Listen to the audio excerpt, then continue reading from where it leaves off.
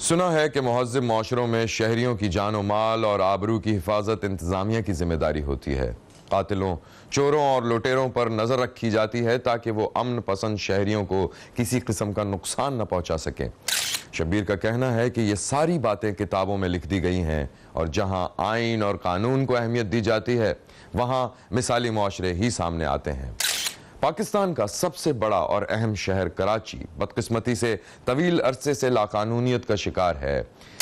ایک جنگل کی سی انارکی نظر آتی ہے جہاں اسلحے کی بنیاد پر سڑکوں، گلیوں اور محلوں میں ڈاکوؤں اور قاتلوں کا راج قائم ہے۔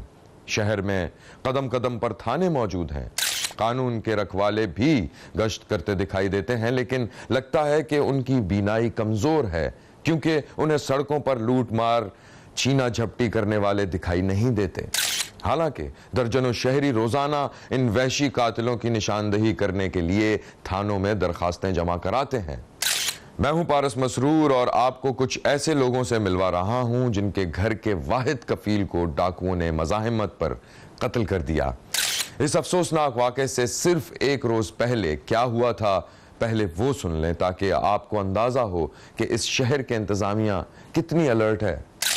دیکھتے رہیے کیونکہ کوئی دیکھے نہ دیکھے شبیر تو دیکھے گا۔ یہ 23 سالہ محنت کش نارتھ کراچی کا رہائشی سعد ہے جسے ڈاکوؤں نے 18 اکتوبر 2023 کو گلستان جوہر میں فون چھینتے وقت گولی مار کر قتل کر دیا تھا۔ اس بچے کی ناگہانی موت کے بعد اس کے لواحقین جس صدمے سے گزر رہے ہیں شبیر وہ بھی آپ کو بتائے گا، لیکن ساتھ ہی کی اگلی گلی میں رہنے والے ایک اور بائکیا رائیڈر کا بیان پہلے سن لیجئے جو سعد کے قتل سے صرف ایک روز پہلے اسی مقام پر ڈاکوؤں کے ہاتھوں لوٹا جا چکا تھا۔ زبیر نامی اس بچے کا بیان خاص طور پر علاقے کی انتظامیہ کی کارکردگی یا مبینہ مجرمانہ غفلت کی قلعی کھولنے کے لیے کافی ہے۔ میں بائکر رائیڈر ہوں، ٹھیک ہے۔ ابھی میں نے موبائل لیا تھا 2 مہینے پہلے 45,000 روپے کا، ٹھیک ہے۔ میں ملینیم ٹن پہ کھڑا ہوا تھا، رائڈ کا ویٹ کر رہا تھا، میرے پاس لڑکے آئے، انہوں نے مجھ سے موبائل چھینا، ٹھیک ہے۔ میں نے مزاحمت کری، لوگوں نے مدد بھی مانگی لیکن کوئی میری ہیلپ نہیں کر رہا تھا۔ انہوں نے مجھ سے موبائل چھینا، موبائل چھیننے کے بعد چلے گئے سیدھے پیچھے موبائل کی گاڑی کھڑی تھی اور کوئی 40-45 افراد کھڑے ہوئے تھے وہاں پر، لیکن کسی کی ہیلپ نہیں ملی، موبائل مجھ سے چھین کر لے گئے۔ اور یہ FIR کی پرچی ہے میری، یہ میں نے ڈگ روڈ تھانے میں کٹوائی ہے۔ یہ پیچھے بھی ایکسپائر ہو گیا، بتائیں، وہ بھی رائڈر تھا، میرا دوست تھا، یہ پیچھے گلی میں رہتا ہے ہمارے، بتائیں، اس نے تو موبائل بھی دے دیا تو پھر بھی اس کو مار دیا، کون پوچھے گا، کیا کرے گا۔ زبیر کے بیان کے مطابق یہ بات تو واضح ہو رہی ہے کہ گلستان جوہر کا ایک مخصوص علاقہ عین پولیس کی ناک کے نیچے اسٹریٹ کرائم کا گڑھ بنا ہوا ہے۔ اور پولیس کیا کر رہی ہے؟ کوئی پوچھنے والا ہے؟ اب ذرا چلتے ہیں نارتھ کراچی کے اس علاقے میں جہاں 23 سالہ سعد رہتا تھا، کسی کمپنی میں ٹیکنیشین تھا اور فارغ اوقات میں بائکیا چلا کر پورے گھر کی کفالت کر رہا تھا۔ یہ سعد کے گھر کے باہر کے مناظر ہیں جہاں رشتہ دار، لواحقین اور اہل محلہ جمع ہیں اور جواں مرگی پر آنسو بہا رہے ہیں۔ پولیس کے لیے یہ ایک عام سا واقعہ بن کر رہ گیا ہے کیونکہ ڈاکوؤں کی گولی سے مارا جانے والا ایک غریب محنت کش تھا۔ کیڑے مکوڑوں سے بدتر اوقات رکھنے والے غریبوں اور شرفا کو کون پوچھتا ہے؟ ذرا کوئی متعلقہ علاقے کے پولیس افسران سے پوچھے کہ اگر سعد ان کا اپنا بچہ ہوتا تو ان پر کیا گزرتی؟ ایک پل کے لیے بھی سو پاتے؟ ان آنسوؤں کا کیا کرتے جو آپ کے اولاد کے غم میں اس کے بھائی بہن بہا رہے ہوتے؟ ماں کو کیسے تسلی دیتے کہ ان کا بیٹا لاقانونیت کی نظر ہو گیا؟ کیسے بتاتے اپنے اہل خانہ کو، اپنے قریبی دوستوں کو کہ آپ کے علاقے میں بڑھتی ہوئی لاقانونیت اور آپ کی بڑھتی ہوئی مبینہ دولت میں بھی کوئی نہ کوئی رشتہ ضرور ہے؟ گلستان جوہر میں 23 سالہ سعد کے قتل کا واقعہ FIR اور عینی شاہدین کے مطابق کچھ اس طرح پیش آیا ہوگا۔ رات کے لگ بھگ 8 بج رہے تھے۔ سڑک پر ٹھیک ٹھاک ٹریفک کے درمیان سعد اپنی موٹر سائیکل پر ایک رائڈ کو لیے گلستان جوہر کی طرف مڑا اور پھر ایک جگہ رائڈ کو اتار دیا، اپنے پیسے وصول کیے اور پھر موبائل فون چیک کرنے لگا۔ عینی شاہدین کے مطابق سعد سے کچھ ہی فاصلے پر پولیس موبائل کھڑی تھی اور لوگ چل پھر رہے تھے کہ اچانک ایک موٹر سائیکل سعد کے پاس آ کر رکی۔ یہ 2 لوگ تھے جس میں سے ایک نے سعد پر اسلحہ تان دیا۔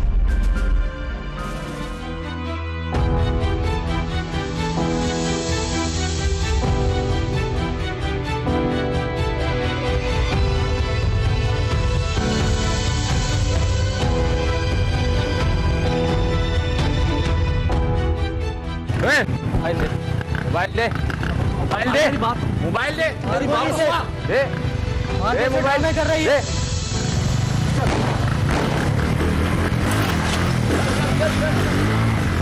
खींचातानी में साद मोटरसाइकिल से नीचे लुढ़क गया।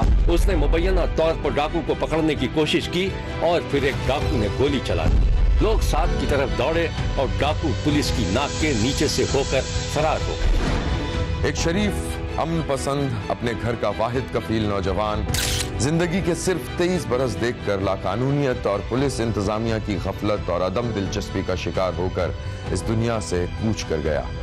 कहाँ की शादी, कहाँ का ब्याह, कहाँ के माँ बाप के अरमान, कहाँ बहनों के ख्वाब, सब कुछ ही मलिया मेट होकर रह गया था। शादियानों की जगह आहों, आंसुओं और सिसकियों ने ले ली थी। एक हंसमुख जीते जागते नौजवान को दूल्हा बनाने के बजाय उसे दफन करने की तगोदौ शुरू हो गई थी।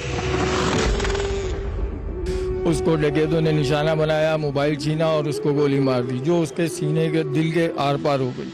वो उसी वक्त हलाक हो गया, जबकि हमें इत्तला बहुत लेट मिली। पुलिस वालों का फोन आया कि आपका बेटा जिन अस्पताल में है, उसका एक्सीडेंट हो गया, आप फौरी पहुँचे। हम वहाँ पहुँचे हैं तो तकरीबन 2 घंटे हमें नहीं मिलने दिया गया और हमें यही बताया कि उनका ऑपरेशन चल रहा है। जब वो 2 घंटे बाद पता चला तो उसका पोस्टमार्टम वगैरह हो चुका था और FIR वगैरह कट रही थी और उसके लिए हमसे फिर बयान लिए गए। और उसके बाद हमें बस यूँ समझे कि पहाड़ टूट पड़ा। मेरा बाजू कट गया, मैं बेरोज़गार आदमी हूँ, मेरे घर में कोई रोज़गार भी नहीं। वो वाहिद कफील था जो पूरे घर का खर्चा उड़ा रहा था और डबल जॉबें करने की कोशिश कर रहा था। एक जवान बेटे का बाप कह रहा था कि पुलिस के बुलाने पर वो जिना अस्पताल तो पहुंच गया था, लेकिन बेटे की लाश 2 घंटे के बाद बाप के हवाले की। कैसा अलमनाक मंजर रहा होगा। इमरजेंसी वार्ड में हस्बे मामूल रश होगा, मुख्तलिफ मरीजों के लवाहिकीन भाग दौड़ कर रहे होंगे। जिना अस्पताल का ये मंजरनामा किसने नहीं देखा होगा। इन्हीं लोगों के बीच साद के वालिद पुलिस वालों की, डॉक्टर्स की खुशामद कर रहे होंगे कि खुदा के लिए मेरे बच्चे की शक्ल मुझे दिखाइए। हो सकता है उसका सांस बाकी हो, लेकिन ऐसा नहीं हुआ। पोस्टमार्टम के नाम पर जब तक साद को चीर फाड़ नहीं दिया गया, उस वक्त तक बाप अपने बेटे का चेहरा नहीं देख सका। कोई इलाके की पुलिस से पूछे कि कानूनी तकाजे पूरे करने के लिए आपने एक जवान बच्चे का पोस्टमार्टम तो करवा लिया और रोजाना ही इस तरह के दर्जनों पोस्टमार्टम कराते होंगे ताकि कातिलों के खिलाफ ठोस सबूत आपके पास आ जाए और आप कातिलों को सजा दिलवा सकें। आपकी बात दुरुस्त, लेकिन ये तो फरमाइए कि कितने डकैत कातिलों को आप पकड़ चुके हैं और कितनों को सजा दिलवा सके। एक तरफ आहिस्ता आहिस्ता लोग जमा हो रहे थे और साद की तदफीन की तैयारी हो रही थी, और दूसरी तरफ शब्बीर साद के छोटे 15 साला भाई को देख रहा था, जिसके पास अल्फाज नहीं थे, सिर्फ आंसू थे। इमरान, साद भाई कैसे थे, उनका जरा बारे में बताओ और कैसे आपसे मेल जोल था उनका, कैसे भाई बहुत फ्रेंडली रहते थे। भाई हमेशा मुझसे अपनी हर बात बता रहे थे। फिर भी अभी कल सुबह मिले थे मुझे, सुबह उनको सर्दी लग रही थी, चादर उड़ाई मैंने। फिर मुझे बोल रहे थे कि मुझे सर्दी लग रही है, चादर उड़ाओ, पानी पिलाया। फिर उसके बाद से मैंने अभी भी नहीं देखा, अब तक नहीं देखा। अब वो आएंगे उधर सर्द खाने में। कल सुबह जी पानी उनको दिया मैंने, फिर चादर उड़ाई थी, सर्दी लग रही थी उनको। कैसे थे भाई, आपसे कैसे बातचीत करते थे? वो अच्छे दोस्त की तरह बिल्कुल रहते थे, ऐसे लगता है भाई नहीं है, दोस्त ही हैं बिल्कुल। भाई हमेशा अपनी हर बात शेयर करते थे। ये जो कुछ लम्हात का एक छोटा सा फुटेज अभी आपकी नजरों से गुजरा है, जिसमें साद का छोटा भाई कुछ कहने के लिए अल्फाज तलाश कर रहा था कि उसकी आंखों में आंसू आ गए। इन आंसुओं का सामना करने की हिम्मत हो तो इलाके की इंतजामिया सामने आए और कहे कि हाँ, हमसे गफलत हो रही है, शहर में मुजरिम दंदनाते फिर रहे हैं, मासूम शहरियों को लूट रहे हैं, कत्ल कर रहे हैं। इस जुर्म में हम भी बराबर के शरीक हैं। हम अपनी तनख्वाहों और मराआत का नमक हलाल करने में नाकाम रहे हैं। एहसास नाम की कोई चीज है तो बरमला कहा जाए कि जो हो गया सो हो गया, लेकिन अब हम शहरियों की हिफाजत करेंगे, मुजरिमों को कैफरे किरदार तक पहुंचाएंगे। शब्बीर का कहना है कि डकैती में मज़ाहमत के दौरान साद के कत्ल का वाकया पहला वाकया नहीं है, लेकिन इसे आखिरी वाकया होना चाहिए। कम से कम साद के बाप और भाई के ये आंसू यही उम्मीद रखते हैं। देखते रहिए, क्योंकि कोई देखे न देखे, शब्बीर तो देखेगा।